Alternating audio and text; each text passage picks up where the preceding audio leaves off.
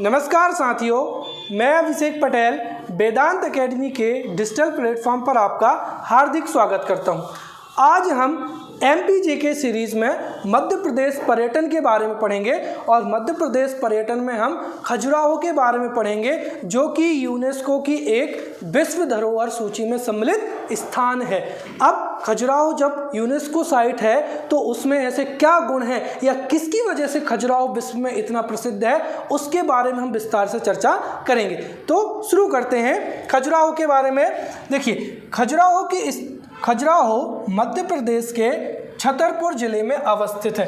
कहाँ अवस्थित है? छतरपुर जिले में अवस्थित है। इसके साथ ही खजुराहो अपने प्राचीन एवं मध्यकालीन मंदिरों के लिए भारत तथा संपूर्ण विश्व में प्रसिद्ध है। इसीलिए इसे शिल्पकला का तीर्थ स्थल कहा जाता है और इसका एक कारण भी है।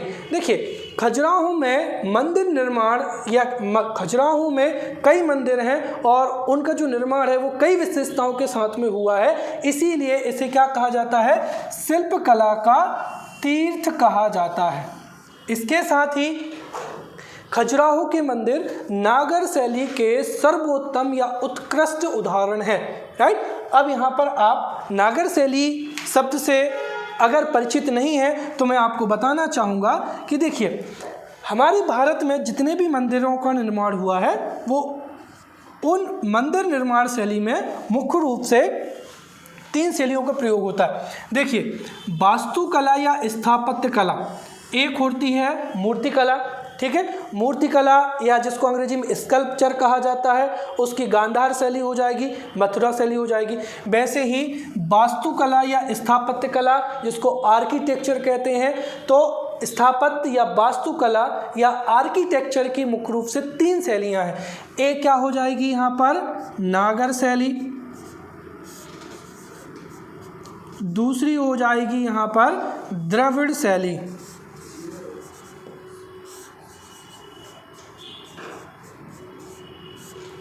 और तीसरा हो जाएगी यहाँ पर बेसर शैली। देखिए, तो भारत में वास्तुकला या स्थापत्य कला की 3 शैलियाँ हैं, नागर शैली, द्रविड़ शैली एवं बेसर शैली। राइट। नागर शैली में जो मंदिर बनाए जाते हैं, एक ऊंचा प्लेटफॉर्म होता है जिसको चबूतरा भी कहते हैं। तो एक ऊंचे प्लेटफॉर्म पर मंदिर बनाया जाता है और गर्भगृह जो सेंक्टम सेंटोरियम होता है, उसके ऊपर का जो भाग होता है उसको शिखर कहा जाता है। राइट। तो नागर शैली का जो मंदिर होते हैं उसमें जो शिखर कहा जाता है और उसी शिखर को द्रविड़ शैली में क्या कहा जाता है? विमान कहा जाता है। और द्रविड़ शैली की एक प्रमुख विशेषता क्या होती है कि द्रविड़ शैली के जो मंदिर होते हैं उनके सामने एक बड़ा सा द्वार होता है जिसको क्या कहा जाता है? गोपुरम कहा जाता है। इसके साथ ही इनमें बहुत सारी विशेषताएं होती हैं और इसके साथ ही नागर शैली एवं द्रविड़ शैली में कुछ समानताएं भी हैं और कुछ भिन्नताएं भी हैं। अब इनको मैंने आपको संक्षिप्त में बता दिया है, फिर किसी क्लास में हम इनके बारे में विस्तृत रूप से चर्चा करेंगे। राइट। तो नागर शैली के जो मंदिर हैं, उत्तर भारत के जो अधिकांश मंदिर हैं उनका निर्माण नागर शैली में हुआ है। दक्षिण भारत के अधिकांश मंदिरों का निर्माण द्रविड़ शैली में हुआ है। और जो हम कह सकते हैं कि मध्य भारत है या पश्चिम बंगाल या जो कर्नाटक का क्षेत्र हो जाएगा, वहाँ पर कहीं पर बेसर शैली का भी प्रयोग हुआ है। और ध्यान रखिए, बेसर शैली में मुख्य रूप से जो नागर शैली होती है और द्रविड़ शैली होती है, उन दोनों की संयुक्त विशेषताएं होती हैं। तो ये 3 जो मंदिर निर्माण शैलियां हैं, नागर शैली, द्रविड़ शैली और बेसर शैली। इसमें से जो खजुराहो के मंदिर हैं वो किस शैली से द्वारा निर्मित हैं? वो नागर शैली में निर्मित मंदिर हैं। राइट। तो खजुराहो के जो मंदिर हैं वो नागर मंदिर शैली में निर्मित हैं या नागर मंदिर शैली के उत्कृष्ट या अच्छे उदाहरण हैं। राइट। इसके साथ ही ये वास्तुकला या स्थापत्य के बेजोड़ नमूने हैं, इसीलिए 1986 में इसे यूनेस्को की विश्व धरोहर सूची में जोड़ा गया है। राइट। कब जोड़ा गया है? 1986 में। देखिए अभी तक यूनेस्को की विश्व धरोहर सूची में मध्य प्रदेश के कुल 3 स्थानों को सम्मिलित किया गया है। सबसे पहला कौन सा हो जाएगा यहाँ पर? खजुराहो। दूसरे नंबर पर क्या हो जाएगा? सांची। और फिर क्या हो जाएगा? भीमबेटका की गुफाएं, राइट। अगला, अब ये समझिए कि इसका खजुराहो नाम कैसे पड़ा। देखिए खजुराहो पर चंदेल वंश के राजाओं ने शासन किया है और यहाँ के राजाओं का जो महल होते थे उस महल के सामने झिलमिलाते खजूर की आकृति वाले क्या होते थे? 2 तोरण लगे होते थे, ठीक है। एक तरीके से जो गेट होता है इस तरीके से, आगे सांची में भी आप तोरण के बारे में पढ़ेंगे, ये बड़ा सा जो गेट होता है इसको क्या कहा जाता है? तोरण कहा जाता है। तो यहाँ के राजाओं के महलों के सामने झिलमिलाते खजूर की आकृति वाले 2 तोरण थे। इसी वजह से इसका नाम क्या पड़ा? खजूरपुरा, राइट। और फिर ये नाम बिगड़ता गया और फिर क्या नाम हो गया? खजूरबाहक। और बाद में जाकर यही खजूरबाहक किस में जाकर परिवर्तित हो गया? खजुराहो में परिवर्तित हो गया। ये भी मध्य प्रदेश में पूछा जाता है कि खजुराहो का प्राचीन नाम क्या है? तो क्या है? खजूरपुरा या खजूरबाहक, राइट। अब खजुराहो के जो मंदिर हैं उनका निर्माण चंदेल वंश के शासकों ने करवाया था और इन मंदिरों का निर्माण 950 से लेकर 1050 के बीच में इनका निर्माण किया था। हालांकि चंदेल वंश की स्थापना 1831 में ही हो गई थी, लेकिन शुरुआती जो राजा थे, जो प्रारंभिक राजा थे, उन्होंने मंदिरों का निर्माण नहीं कराया था। जो मंदिर आज प्रसिद्ध हैं उनका निर्माण 950 से लेकर 1050 के बीच में हुआ है। और कितने मंदिरों का निर्माण हुआ है? 85 मंदिरों का निर्माण हुआ है, राइट। अब देखिए, एक पर्यावरणीय आपदा तथा कई आक्रमणों की वजह से कई मंदिर यहाँ पर ध्वस्त हो चुके हैं और वर्तमान में जो सुरक्षित मंदिर हैं उनकी संख्या कितनी है? 22 है, राइट। तो कुल 85 मंदिरों का निर्माण कराया गया था, जिसमें से वर्तमान समय में 22 मंदिर सुरक्षित हैं, राइट। अब आगे हम पढ़ते हैं। देखिए, चूंकि खजुराहो प्रसिद्ध है मंदिरों की वजह से, तो हमें ये पता होना चाहिए कि खजुराहो के किस मंदिर का निर्माण किस राजा ने करवाया है, राइट। और दूसरी चीज कि कौन सा राजा सबसे ज़्यादा प्रसिद्ध था या किसकी ख्याति सबसे अधिक थी। अब मैं आपको यहाँ पर चंदेल वंश का इतिहास तथा मंदिरों का निर्माण ये दोनों साथ साथ पढ़ाऊंगा। अगर आपने ये लेक्चर अटेंड कर लिया है तो आप चंदेल वंश का इतिहास भी पूरा पढ़ लेंगे और साथ में खजुराहो में जो प्रमुख मंदिर हैं उनके बारे में भी आप अच्छे से जान जाएंगे। तो शुरू में हम चंदेल वंश के बारे में थोड़ी सी पढ़ते हैं, राइट। तो चंदेल वंश की स्थापना किसने की थी? नानुक्य चंदेल ने की थी। और कब की थी? सन 1831 में, राइट। तो चंदेल वंश की स्थापना नानुक्य चंदेल ने सन 1831 ईस्वी में की थी और इसकी जो प्रारंभिक राजधानी थी वो कालिंजर थी। लेकिन जो राजा धंग थे उन्होंने इसकी राजधानी को स्थानांतरित कहाँ कर दिया? खजुराहो में, राइट। और ये किसके सामंत थे? प्रतिहारों के सामंत थे, राइट। तो ये 3 बेसिक जानकारी हो गई। नानुक्य चंदेल ने 1831 में चंदेल वंश की स्थापना की थी। प्रारंभिक राजधानी क्या थी? कालिंजर। बाद में स्थानांतरित हो गई खजुराहो। और ये जो चंदेल थे ये प्रतिहारों के सामंत थे। अब हम चंदेल वंश के जो प्रमुख राजा हैं तथा उनके द्वारा निर्मित मंदिरों के बारे में पढ़ना शुरू करते हैं। देखिए, चंदेल वंश के जो प्रथम प्रसिद्ध राजा हुए हैं उनका नाम क्या है? Jeddah, right. और जेजा चंदेल वंश के प्रथम विख्यात एवं शक्तिशाली राजा थे, इसीलिए उनके ही नाम पर इस वंश का नाम क्या हो गया? जेजात भुक्ति के चंदेला, राइट। तो जो जेजात भुक्ति शब्द आया है वो इनकी वजह से ही आया है। तो राजा जेजा की वजह से ही चंदेलों को बाद में जेजात भुक्ति के चंदेला भी कहा गया, राइट।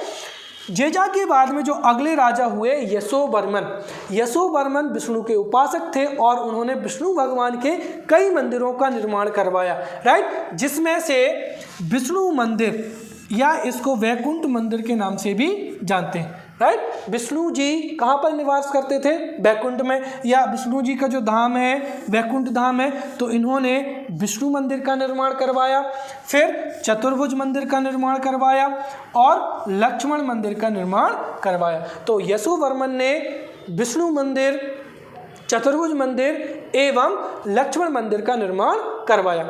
इसके बाद में धंग राजा ने शासन किया।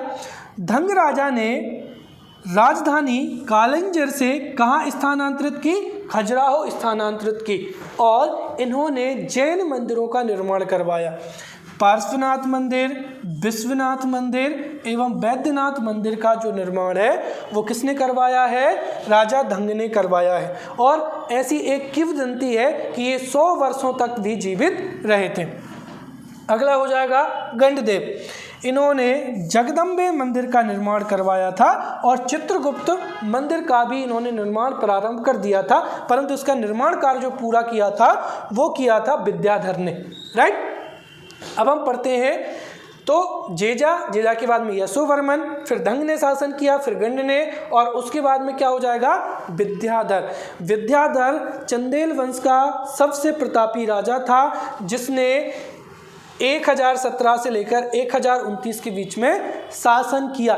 इसके साथ ही जो विद्याधर है, देखिए विद्याधर इस वंश का सबसे शक्तिशाली शासक था और इसने महमूद गजनबी की सेना को भी पराजित किया था, उसके आक्रमण को पराजित किया था, और इसी के उपलक्ष्य में कंदरिया महादेव का निर्माण कराया था, राइट। इसके बारे में भी ये यहाँ पर दिया हुआ है, राइट। तो विद्याधर ने एक तो कंदरिया महादेव मंदिर का निर्माण करवाया है, देखिए, तो विद्याधर ने कंदरिया महादेव मंदिर का निर्माण करवाया है, और कंदरिया महादेव जो है खजुराहो का सबसे भव्य एवं सबसे प्रसिद्ध मंदिर है। यह सबसे भव्य एवं सबसे प्रसिद्ध मंदिर है। इसके साथ ही यह नागर स्थापत्य कला का एक बेजोड़ नमूना भी माना जाता है। फिर कंदरिया महादेव का जो क्षेत्रफल है वो कितना है? 6500 वर्ग फीट। ध्यान रखना यहाँ पर किलोमीटर नहीं लिखा है, क्या लिखा है? वर्ग फीट। तो 6500 वर्ग फीट कंदरिया महादेव मंदिर का क्या है? क्षेत्रफल है। इसके साथ ही इसकी ऊंचाई कितनी है? 116 फीट।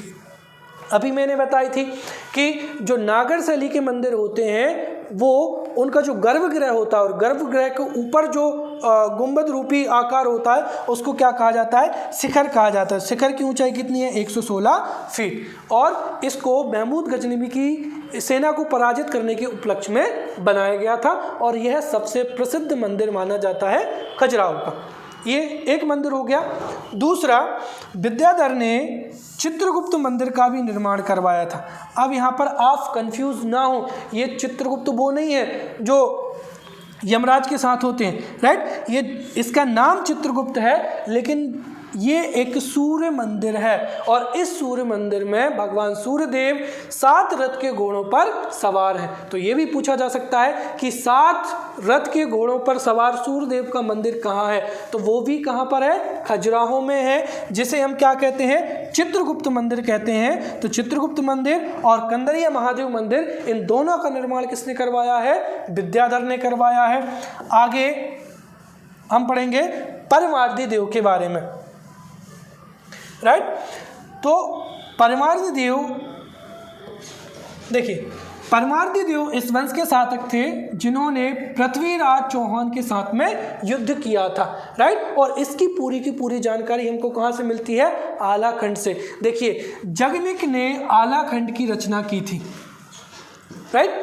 तो जगनिक ने आलाखंड की रचना की थी, और इसी आलाखंड में हमें आला और उदल की 52 लड़ाइयों की जानकारी मिलती है, राइट। तो आला और उदल कौन थे? ये उदल है।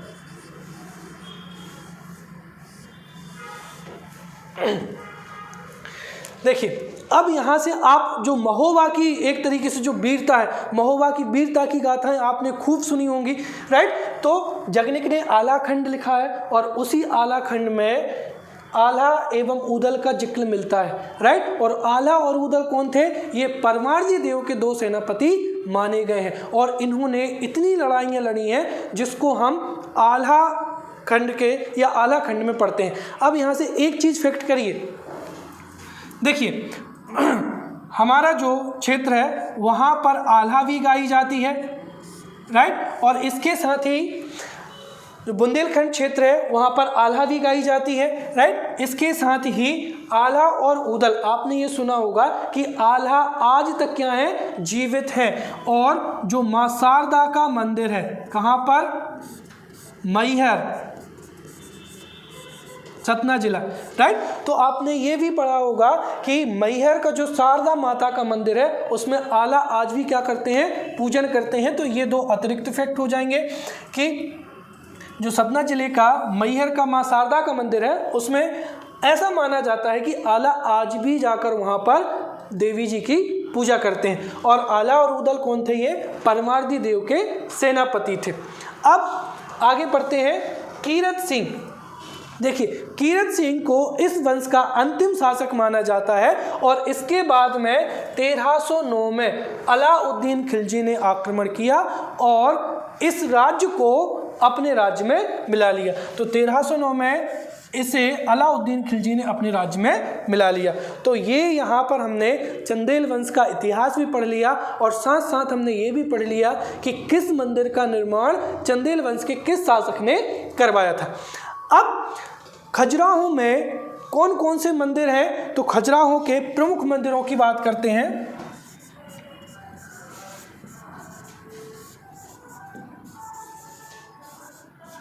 राइट, तो खजुराहो का सबसे प्रमुख मंदिर कौन सा हो जाएगा, कंदरिया महादेव मंदिर हो जाएगा, जिसका निर्माण किसने करवाया था, विद्याधर ने करवाया था।